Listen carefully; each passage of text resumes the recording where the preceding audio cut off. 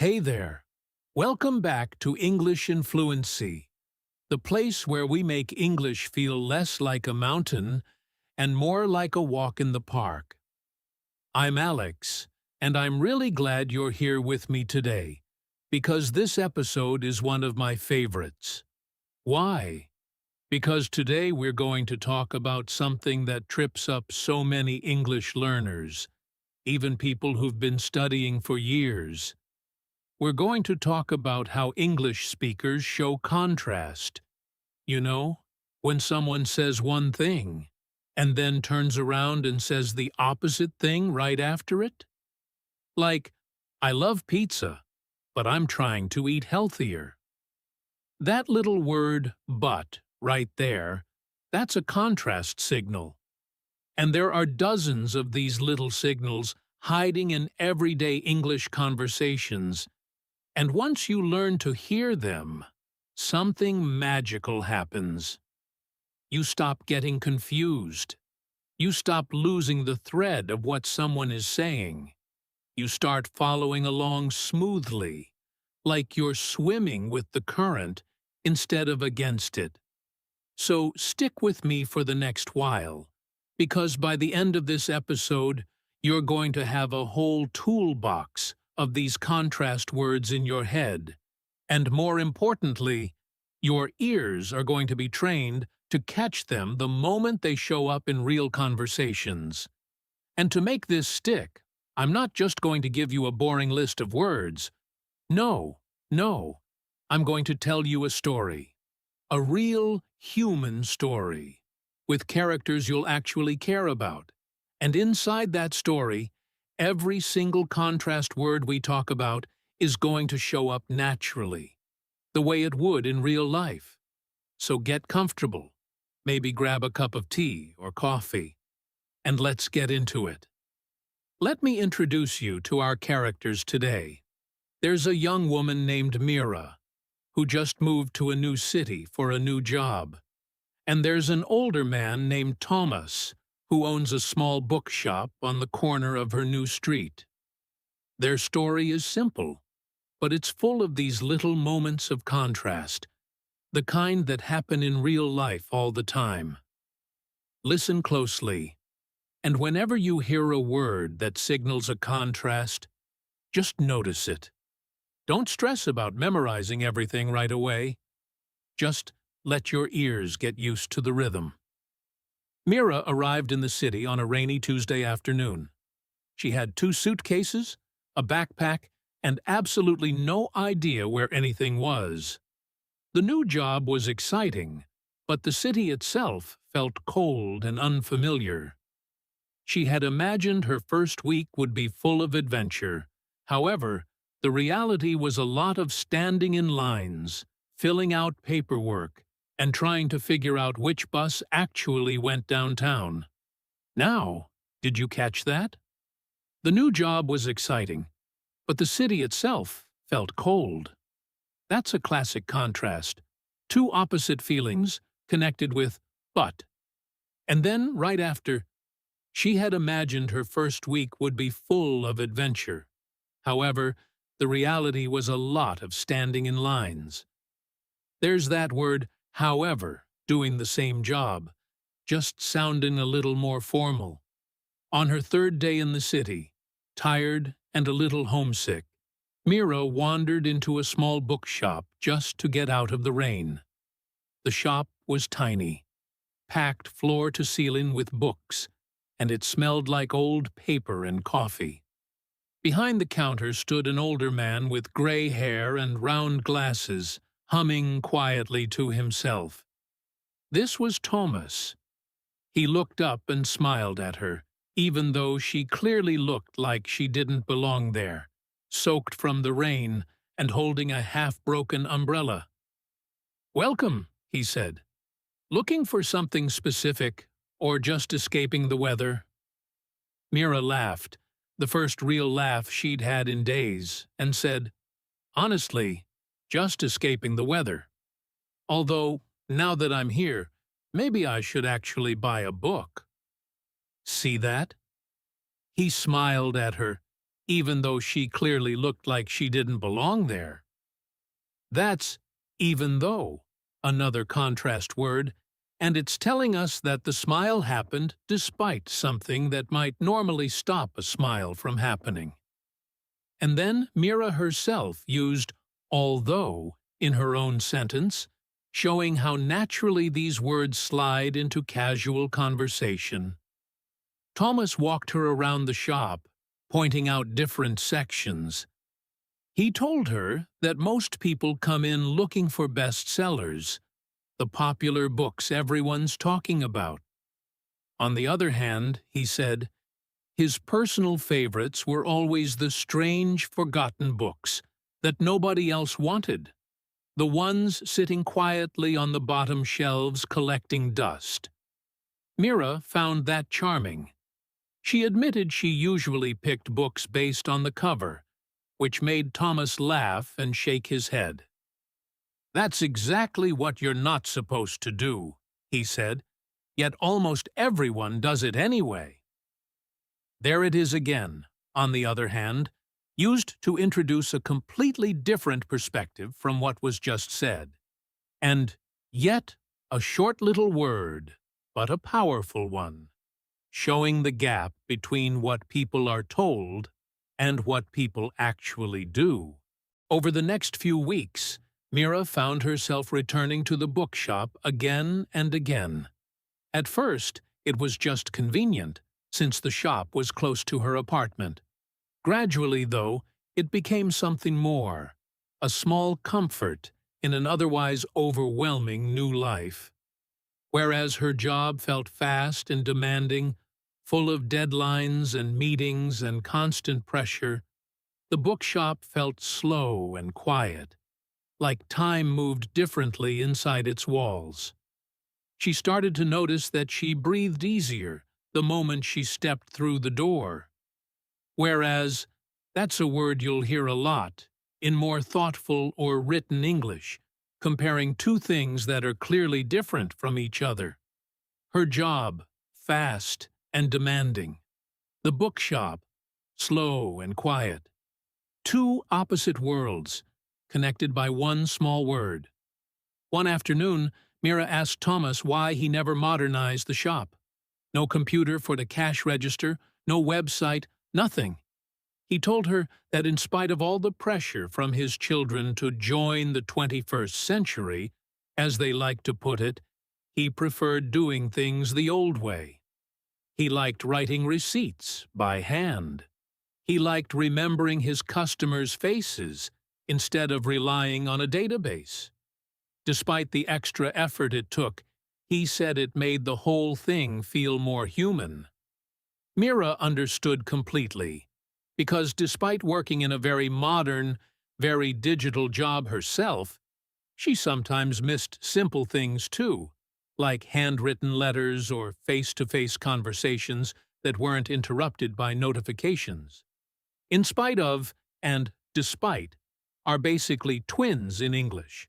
They both mean even though something difficult or inconvenient existed, the result still happened anyway.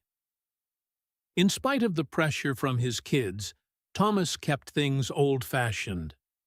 Despite working a digital job, Mira still missed simple, old-fashioned things.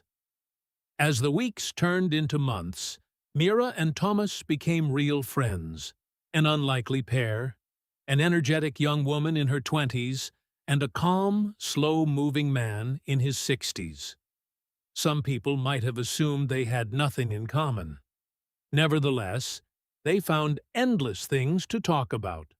Books, music, the strange habits of people who walked their dogs at exactly the same time every single day. Nevertheless is a word that often shows up at the start of a sentence, almost like it's pushing back gently against what you just heard. Some people might think they had nothing in common. Nevertheless, here's what actually happened. It signals, I hear what you're thinking, but let me show you something different. One day, Mira came into the shop looking exhausted. Work had been brutal that week. She had been told that a project she'd spent 2 months on was being cancelled. Just like that, with barely an explanation. She sat down on the little stool near the counter and put her head in her hands. Thomas didn't say much at first. He just made her a cup of tea, the same way he always did when she looked overwhelmed. Then he said something that stuck with her. "You'd think experience makes things easier. Then again, sometimes experience just teaches you how much things can still hurt."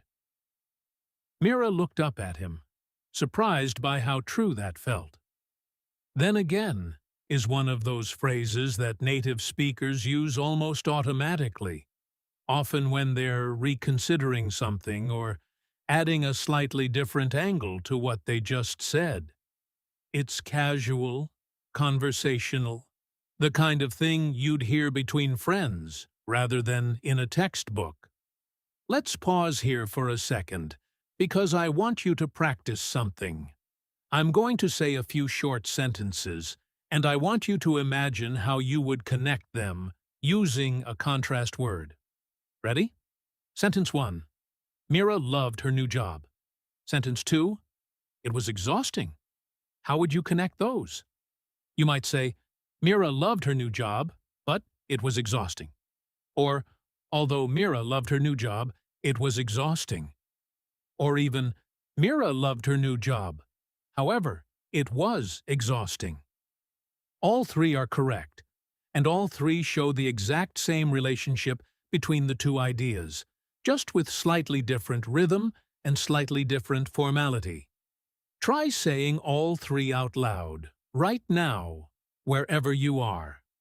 Yes, even if you're walking down the street or sitting on a train, just whisper it if you have to. Your mouth needs the practice just as much as your ears do. Let's go back to the story. As autumn arrived, Mira began noticing that Thomas seemed quieter than usual. He still smiled when she walked in, still made her tea, still talked about books, but something felt different, a little heavier somehow. One evening, after the shop had closed and they were sitting together with the lights dimmed low, she finally asked him directly what was wrong. Thomas hesitated for a long moment. Then he told her that the building owner had decided to sell the property, and the new owners planned to turn it into a coffee chain. The bookshop, the one he'd run for over 30 years, would have to close by the end of the year. Mira felt her stomach drop. "That's not fair," she said. "You've put your whole life into this place." Thomas nodded slowly. "I know. On the contrary, though, maybe it's not entirely a tragedy. I'm getting older. My knees hurt every time I climb that ladder to reach the top shelves. Perhaps it's simply time." Mira shook her head firmly. "I don't believe that. You love this place. Anyone can see it." "On the contrary" is a strong contrast phrase, even stronger than but or however. It usually means, actually, the complete opposite is true. Tomas used it to gently push back against the idea that losing the shop was purely a sad thing, suggesting instead that maybe there was a silver lining hiding inside the bad news. Over the following weeks, word spread through the neighborhood that the little bookshop was closing. Regular customers, some who had been coming for over 20 years, started showing up just to say goodbye, to share a memory, to thank Tomas for recommending a book that changed how they thought about something. Mira watched all of this happen, and an idea started forming in her mind, slowly at first, then with more and more confidence. What if the shop didn't have to close completely? What if, instead, it just had to change? She brought the idea to Tomas one quiet morning before opening time. "What if we moved the shop?" she asked. "Not far.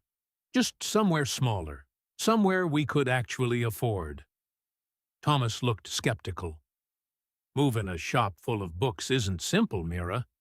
It would cost money we don't have, and it would take time we might not have either. I understand that, Mira said. Even so, I think it's worth trying. I'd rather try and fail than not try at all. Even so works almost exactly like nevertheless. It acknowledges the difficulty Thomas just mentioned, and then says, basically, that difficulty doesn't change my decision. Together, they began researching smaller spaces nearby. Mira, with her organized modern approach, created spreadsheets and budgets. Tomas, with his decades of experience and deep relationships with publishers and distributors, knew exactly which books would sell and which ones wouldn't. Their skills were completely different, almost opposite in style, but that's exactly what made them work so well together. Where Mira was quick and practical, Tomas was patient and thoughtful. Where she pushed forward with enthusiasm, he pulled back with caution, making sure they didn't rush into a mistake. There were setbacks, of course. A space they loved fell through because the rent increased unexpectedly. A small loan they applied for got rejected. Whereas earlier in her life, Mira might have given up at the first obstacle. Something about watching Thomas's quiet determination kept her going. He never raised his voice, never panicked, even when things looked genuinely difficult. Instead, he just said the same thing every time something went wrong. All right, so that didn't work. What's next? Eventually, they found a space, smaller than the original shop, tucked into a quiet alley 2 streets over. It wasn't perfect. The ceilings were a bit low, and there was a strange smell in one corner that took weeks to figure out. Turns out, it was an old pipe that needed fixing. Despite all of its flaws, though, something about the space felt right the moment they walked in. Sunlight poured through a large window in the back, lighting up the dust in the air like tiny floating stars. Tomas stood there for a long moment, just looking around, and then he turned to Mira and said, "Yes, this one." The move itself took an entire month. Boxes and boxes of books, carried by hand, by trolley, by the help of nearly a dozen volunteers from the neighborhood, who showed up simply because they wanted to help save something they loved.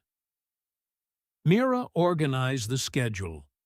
Tomas decided where every single section would go, insisting that the mystery novels needed to be near the window because, in his words, mystery readers like a bit of natural light when they're trying to solve something. It made no logical sense, and yet, somehow, it made perfect sense, too. On opening day of the new shop, a small crowd gathered outside. Mira had spent the entire week before barely sleeping, worried that nobody would show up, that all their effort would amount to nothing. However, when Thomas unlocked the door that morning, there were already people waiting outside, old customers, new neighbors curious about what was happening, even a journalist from a small local newspaper who'd heard about the story.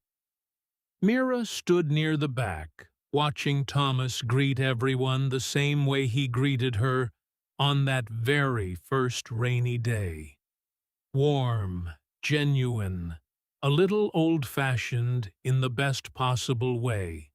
Later that evening, after the crowd had thinned out, and only a few people remained, sipping tea and chatting quietly among the shelves, Thomas found Mira sitting near the window, looking out at the street. "You did this," he said simply. Mira shook her head. "We did this. I just had an idea. You're the one who actually knows how to run a bookshop." Thomas smiled, the same kind, tired smile she'd seen so many times before. Maybe. Although, if you hadn't pushed, I probably would have just let it close. Sometimes the people who believe in something the most aren't the ones who started it. Mira felt her eyes sting a little, and she looked away, pretending to be very interested in a book on the nearest shelf. Let's pause again for a moment. I want you to notice something interesting about this story. Throughout the whole thing, contrast words weren't just decoration. They actually carried the emotional weight of what was happening. When Thomas said, "On the contrary, maybe it's not entirely a tragedy," that contrast word helped show his complicated feelings. Sadness mixed with acceptance. When Mira said, "Even so, I think it's worth trying," that contrast word showed her determination despite the obstacles. This is actually one of the most important things to understand about contrast signals in English. They're not just grammar. They're tools people use to express complicated, layered feelings. The kind of feelings that aren't simply happy or simply sad, but somewhere in between. Or sometimes, surprisingly, both at once. Now, let's do a bit more practice, because I really want this to stick in your memory long after this episode ends. I'm going to read a short sentence, and I want you to repeat it out loud in the pause that follows, paying close attention to the contrast word. Ready? Thomas was nervous about the move, but he trusted Mira completely. Now you try it. Good. Next one. Although the new shop was smaller, it felt warmer somehow. Your turn. Nicely done. One more. The shop almost closed forever. However, a little courage changed everything. Try saying it yourself. Excellent work. You're building real muscle memory here. And that's exactly how fluency happens. Not through memorizing rules, but through repeating real, natural patterns until they become automatic. Let's continue with the story a little further, because there's one more piece I want to share with you, something that happened almost a year after the new shop opened. By that point, the shop had become something of a local treasure. People came not just to buy books, but to sit, to talk, to escape their busy lives for an hour. Thomas had even started hosting small evening readings, where local writers could share their work with a tiny but enthusiastic audience. Mira, meanwhile, had grown so attached to the shop that she found herself spending more time there than at her actual apartment, even though her demanding job hadn't gotten any easier. One evening, as they were closing up, Thomas mentioned, almost casually, that he'd been thinking about retirement. Mira's heart sank a little. "Are you closing again?" she asked, trying to keep her voice steady. Thomas laughed gently. No, nothing like that. Quite the opposite, actually. I was thinking, perhaps you could take over running things day to day. I'll still come in, still chat with customers, still drink too much tea. But the responsibility, the real weight of it, maybe it's time that belonged to someone else, someone younger, someone who still has the energy to dream up new ideas the way you did. Mira didn't know what to say at first. Part of her felt overwhelmed by the idea, nervous about taking on something so important. On the other hand, a bigger part of her felt something warm and certain, like this was exactly where her life was supposed to lead, even though she never could have predicted it that rainy Tuesday afternoon when she first wandered in just to escape the weather. "I'd be honored," she finally said, "although you have to promise me you'll still come in every day. This place wouldn't feel the same without you here." Thomas smiled, his eyes a little wet, though he tried to hide it by adjusting his glasses. "Wouldn't miss it for anything," he said. Despite my knees, despite my age, despite everything, I'll be here every single morning, same as always. And that, in a way, is where we'll leave Mira and Thomas, two people who started as strangers and became something like family, who built something together out of equal parts stubbornness and hope, who learned that the most meaningful things in life rarely arrive without difficulty, but often arrive anyway, despite that difficulty, because of the people willing to push through it. Now, before we wrap up, let's bring everything together. Throughout this story, you heard so many contrast signals doing their quiet, important work. But, however, although, even though, on the other hand, whereas, despite, in spite of, nevertheless, then again, on the contrary, even so, and yet. Each one connects two ideas that don't quite match, that pull in slightly different directions, the way real feelings and real situations so often do. Some of these words feel more casual, like but and though, the kind of words you'd use chatting with a friend over coffee. Others feel more formal, like nevertheless and, on the contrary, the kind of words you might hear in a news report or a more serious conversation. But all of them, no matter how casual or formal, are doing fundamentally the same job, showing you that what comes next is going to surprise you a little, going to push back against what you just heard. Here's something I really want you to take away from today's episode. You don't need to memorize a perfect definition for every single one of these words. What you actually need is exposure, hearing them again and again in real, natural contexts, the way we just did with Mira and Thomas's story. Your brain is incredibly good at pattern recognition, even better than you probably give it credit for. The more you listen to stories like this one, the more these patterns will start to feel automatic, almost like instinct, instead of something you have to consciously think about every time. So here's what I want you to do this week. First, go back and listen to this episode one more time. Maybe tomorrow. Maybe in a couple of days. The second time you listen, try to predict the contrast word before it actually comes. You'll be surprised how quickly your ears start catching on.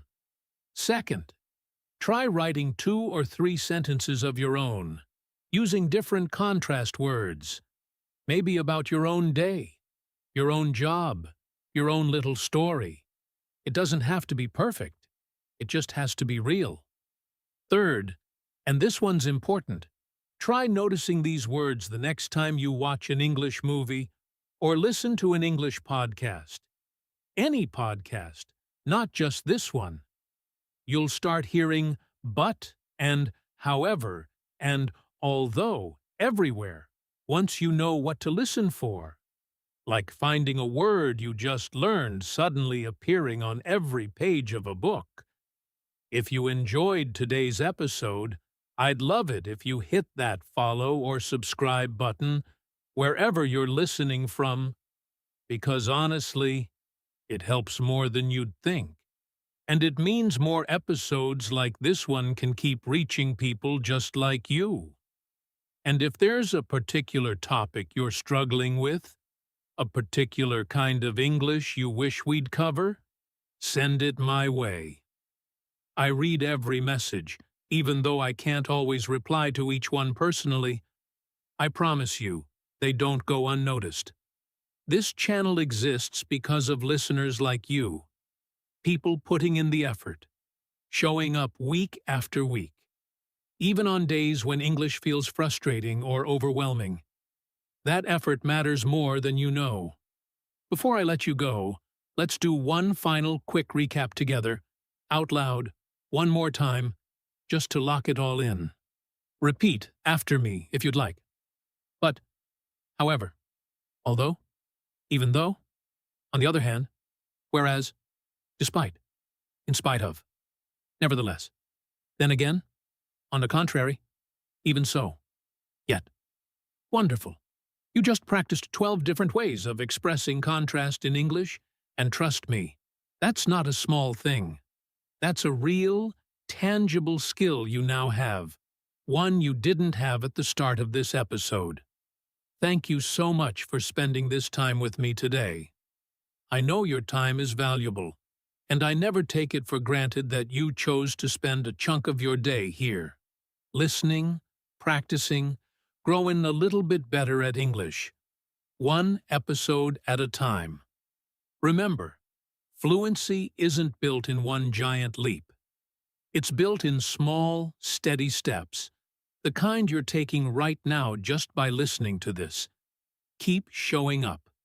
Keep practicing. Keep being patient with yourself, even on the days when progress feels slow or invisible, because it's happening, even though you can't always see it happening in the moment. This has been Alex, here on English in Fluency, and until next time, take care of yourself, keep listening, keep speaking, and I'll see you in the next episode.